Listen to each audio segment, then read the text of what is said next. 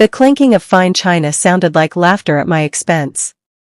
I focused on my plate, trying to make myself smaller, but my mother's voice cut through the dinner chatter. "Alara, sweetie, you've never been great with money," Margaret announced, her tone sugary and sharp. All conversation at the table died. My brother, Aaron, smirked. "Maybe it's best you just let responsible people handle it." A wave of polite, complicit laughter washed over me. I forced a smile, my cheeks burning.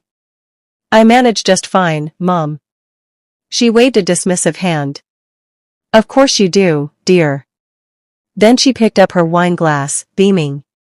"Which reminds me, my big news. I got the promotion. Senior Vice President at Apex Dynamics." My blood ran cold. Apex Dynamics. The company that had rejected my application straight out of college. The drive home was a blur of streetlights and stifled tears. Her words, *irresponsible, unreliable, ungrateful*, echoed in the silence of my car, each one a fresh sting. It was always like this. Every family gathering was a subtle reminder that I was the disappointment, the dreamer who couldn't grasp the practicalities of life. That night, alone in my apartment, I stared at my reflection in the dark window. The humiliation curdled into a cold, hard resolve. I wouldn't cry anymore. I would prove her wrong. A fierce, quiet vow solidified in my heart. One day, she would choke on those carefully chosen, cruel words. She would see exactly what I was capable of. Fueled by a quiet fury, I opened my laptop. I wouldn't apply as Alara Wilson. I'd use my middle name, Whitmore. Alara Whitmore. A quick search revealed Apex Dynamics was hiring a financial consultant. The irony was almost too perfect. I spent hours tailoring my resume, highlighting freelance projects and independent analyses they'd never known about. The interview was a week later. CEO Harold Jameson, a man with kind eyes and a firm handshake, reviewed my portfolio. "You have a remarkable instinct for fiscal restructuring," he remarked. He leaned back, studying me. "You remind me of someone else I hired years ago. Everyone told her she'd never amount to anything.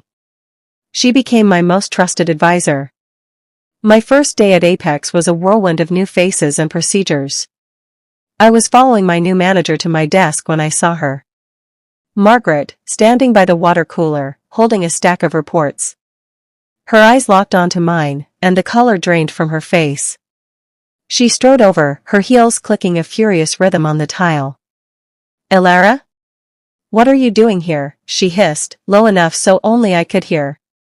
I offered a calm, professional smile. "Working, mother. I was hired as a financial consultant." Her expression was a mixture of shock and pure rage. Without another word, she spun on her heel and marched straight towards the HR department, her posture rigid with outrage. The confrontation in HR was short-lived. My new manager was still explaining my role when Harold Jameson himself walked past, pausing at the commotion. Margaret immediately launched into a tirade about nepotism and unqualified family members. Harold listened patiently, then held up a hand. "Margaret, I personally hired Alara Whitmore. Her qualifications are impeccable. Employment decisions are mine to make." The dismissal in his voice was clear. Margaret was utterly humiliated in front of the HR manager. She left without another word. Later, I thanked Harold. He gave me a thoughtful look.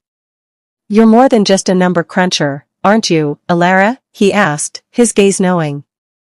Harold took me under his wing. He began mentoring me directly, testing my skills with a failing division's messy finances.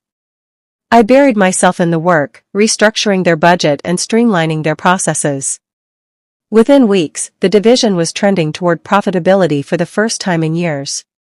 Harold's trust in me grew. He started confiding in me about his plans for retirement and his concerns about certain board members who were resistant to change. "The company needs fresh blood, a new vision," he'd sigh. I became his sounding board, learning the intricate politics of Apex. I was in his office one afternoon when I overheard Margaret's distinct laugh in the hallway, gossiping loudly that Harold's mental faculties were fading fast. The whisper campaign started subtly. Margaret began planting seeds of doubt about my character. I was manipulative, deceitful, only succeeding because I had charmed the old man. I noticed colleagues giving me sideways glances. Then, a meeting with HR about maintaining professional boundaries and appropriate workplace conduct. They were careful, but the message was clear: my mother was trying to get me fired. I stayed quiet, focusing on my work. One evening, working late on the division's final report, I found a buried email chain. My mother had fabricated data, making it look like my initial assessment of the failing division was fundamentally flawed.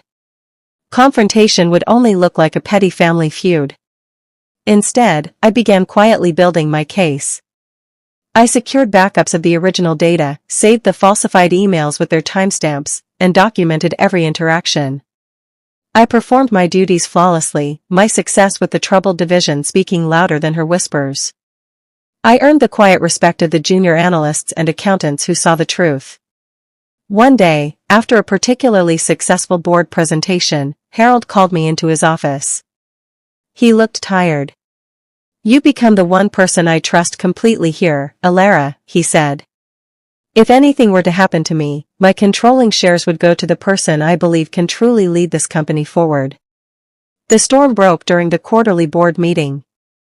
Harold was in the middle of presenting our growth strategy when he stopped mid-sentence, his hand flying to his chest. He collapsed right there at the head of the table. Panic erupted. As paramedics wheeled him out, Margaret immediately took charge, her voice ringing with false concern. She started pushing for her candidate, my brother Aaron, to be given a temporary seat on the board to provide stability. The chaos was overwhelming. Later that night, my phone rang. It was Harold's personal lawyer. "Mr. Jameson had a contingency plan, Alara. He's granted you power of attorney over his shares until his succession is formally decided." With temporary authority, I began a deep dive into the company's financials. I started with the departments Harold had been most worried about, including the one Margaret oversaw. The numbers didn't add up. There were massive inconsistencies, huge sums of money moved to vague vendor accounts. Expense reports were forged, with signatures that didn't match the employees listed. The scale of the financial abuse was staggering. I compiled the evidence with a cold, methodical focus. The board, shaken by Harold's collapse and fearing instability, called an emergency audit to assess the company's health. They appointed me to lead it, given my recent successful work and my temporary role. The audit meeting was a tense, closed-door affair. Margaret sat across from me, her face a mask of cool indifference. I began presenting the evidence, slide by slide, each file more damning than the last. The fabricated vendor accounts, the inflated expenses, the personal vacations billed as client retreats. With each revelation, the board members grew more still. Margaret's composure cracked. Her face went pale, her hands trembling slightly on the table. When I finished, the room was silent. As the board members filed out, shaken, Margaret leaned close to me, her voice a venomous whisper. "You think you're better than me? You'll never survive in my world. You're just a little girl playing dress-up." True to her word, Margaret retaliated publicly. She took to professional networking sites, leaking twisted family dirt, painting me as an unstable daughter who exploited a sick old man. She spread rumors through the office that I was having an affair with Harold to gain influence. My brother, Aaron, joined in, mocking me on social media as an overpaid bookkeeper who didn't understand real business. The atmosphere at work became icy. Then, the worst blow landed. Harold's condition had worsened, and the board, spooked by the growing scandal, voted to temporarily suspend my power of attorney until the personal disputes were resolved. I knew someone on the inside was feeding her information, her attacks were too precise. I started looking quietly. The trail led me to a shocking discovery. Paul, my ex-boyfriend, was now a mid-level manager in the marketing department. A few discreet checks of building access logs showed he'd been meeting with Margaret weekly. He was her spy, giving her private details about my work schedule, my projects, even my mood. The betrayal cut deep. I felt a fresh wave of anger, but I pushed it down. Revenge needed to be calculated. Instead of firing him, I did something unexpected. I invited him to dinner, pretending I wanted to reconnect. Over an expensive dinner I paid for, I played the part of the naive, overwhelmed daughter. I sighed about the pressure, lamented the confusing company politics. Paul, eager to show he was still the savvy one, took the bait. He spilled everything. Margaret's plan was to manipulate the board into believing Harold was no longer competent, forcing the sale of his shares to a partner she had lined up. They planned to break up the company and sell its assets for a quick profit. He detailed meetings, named names. My phone, sitting innocently on the table, recorded every single word. The next morning, Paul found a company-wide email announcing his lateral transfer to a special projects division, reporting directly to me. Miraculously, Harold began to recover. A week after he was stabilized, he called a private meeting at his home with his lawyer and me. He was weaker, but his mind was sharp. He updated his will and signed a set of final, binding documents, transferring his shares into a trust. He looked at me, his eyes clear and determined. "I've been watching you, Alara, even from my hospital bed. You handled the poison with grace and the betrayal with strength. It's time the right person took over." Just as he finished signing, the door to his study flew open. Margaret stood there, breathless, having clearly rushed over. She saw the signed documents on the desk and her face fell. She was too late. The board meeting was packed. Harold, looking frail but resolute, stood at the head of the table. He announced his official retirement. Then he turned to me. "The future of Apex Dynamics requires a leader with integrity, vision, and grit. That leader is Alara Whitmore." A collective gasp filled the room. Margaret's face was a thunderstruck mask of pure horror. She looked like she'd been physically struck. Harold continued, his voice firm. "And through the trust one have established, Alara now holds the majority voting shares of this company. She is your new CEO." The room erupted. Margaret shot to her feet, her chair screeching behind her. "This is a betrayal. She manipulated a sick old man. This is my family," she screamed, her voice cracking. The staff, who had once whispered about me, now swarmed forward, offering congratulations and shaking my hand. The shift in allegiance was dizzying. As the crowd parted for a moment, I caught Margaret's eye across the room. The hatred in her gaze was palpable. She mouthed two words, silent but clear in their menace: "You stole this. But I'll take it back." The formal complaint arrived a week later. Margaret had filed a lengthy document with the board and the Securities and Exchange Commission, accusing me of coercion, fraud, and manipulating Harold while he was medically incapacitated. It was a desperate, scorched-earth tactic. My lawyer, a sharp, unflappable woman named Amanda, read the document with me. Instead of looking concerned, a slow smile spread across her face. "This is perfect," she said, tapping the paper. "Funny, because by filing this, she's given us legal precedent to open her personal financial accounts and all her department's records for a full forensic audit. The auditors we brought in were pit bulls." With the legal justification from Margaret's own complaint, they tore through every financial record she had ever touched. They uncovered everything. Lavish vacations to Bora Bora billed as industry conferences. Thousands spent on designer jewelry and handbags listed as client gifts. Her monthly mortgage payments were even being processed through a dummy corporate account. The evidence of systematic embezzlement was undeniable and vast. The board, horrified at the liability, had no choice. They voted unanimously to suspend Margaret indefinitely, pending a full investigation. She was publicly escorted out of the building by security, her face ashen with shame. A few days later, my brother Aaron showed up at my new corner office. He'd lost his smug confidence, looking nervous and defeated. "Alara, please," he begged, "you have to go easy on Mom. She's devastated.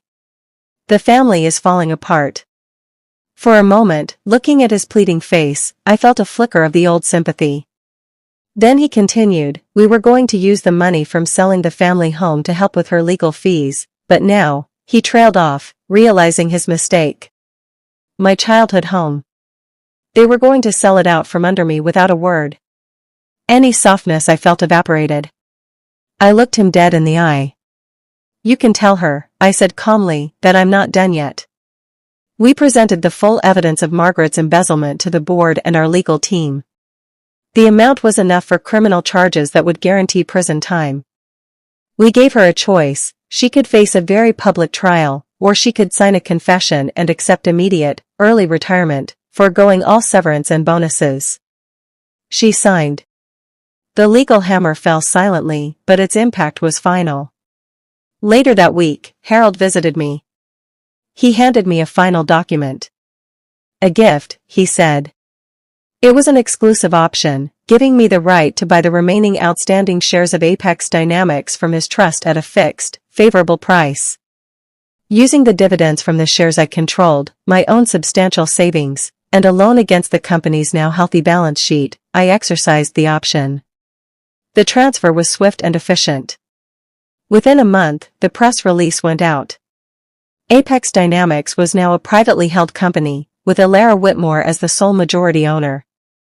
I had not just taken over. I had bought it outright. The final piece of the plan fell into place. I instructed our HR department to send a standard letter to all retired employees regarding their pension benefits. Margaret received hers, noting that all future correspondence and disbursements would be managed directly by the office of the owner, Alara Whitmore. She burst into my office without an appointment, her face flushed with fury and humiliation. You can't do this to me, she shouted, her voice trembling. You can't humiliate me like this, controlling my money after everything. I stood up from my desk, calm and poised. I'm not humiliating you, Mother, I replied, my voice even. You did that to yourself the moment you started stealing. I then gestured to the wall behind me, to a large, elegant plaque she had been too angry to notice when she stormed in. It read, Whitmore Financial Group, President, Alara Whitmore. I had renamed my company. We held a company-wide town hall to celebrate the new direction. Journalists were invited. They asked about the leadership change and the rebranding. I stood at the podium, looking out at the crowd of employees. I publicly thanked Harold for his faith and mentorship. I praised the staff for their hard work and dedication. Then I added, my voice clear and carrying, and I must also thank those who doubted me. They taught me exactly the lessons in resilience and determination I needed to succeed. The room broke into warm, sustained applause. I kept my gaze steady, finding Margaret in the very back row. She had come, hoping for what, I don't know. As the applause washed over me, I saw her lift a hand to her face, her shoulders shaking as she began to cry quietly. Months later, things were stable. The company was thriving. I decided to visit my mother at her modest new apartment. We sat in her small living room, sipping tea in a strained silence. She looked older, the fight finally gone from her eyes. You really did it, she said finally, not looking at me. You really bought the company I worked my whole life for. I set my cup down. No, Mom, I corrected her gently but firmly. I didn't just buy it. I earned it. I stood to leave, my head held high. After I closed the door, Margaret was left alone in the silence. Her eyes fell on an old photograph on the shelf, a picture of a young, bright-eyed Alara, full of dreams. She picked it up, her finger tracing the glass. A single, quiet tear rolled down her cheek. I should have believed in you, she whispered to the empty room.